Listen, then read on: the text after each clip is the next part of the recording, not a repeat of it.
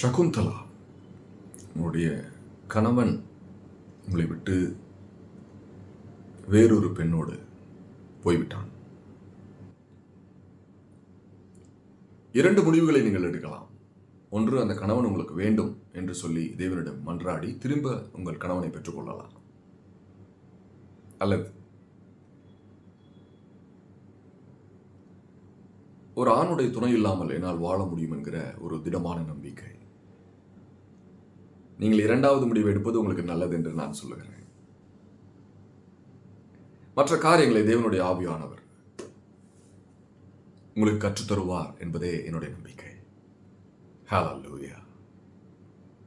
சமாதானம் முக்கியம். ரிஃப்ட் என்று சொல்வார்கள் ஆங்கிலத்தில். சச்சரவு.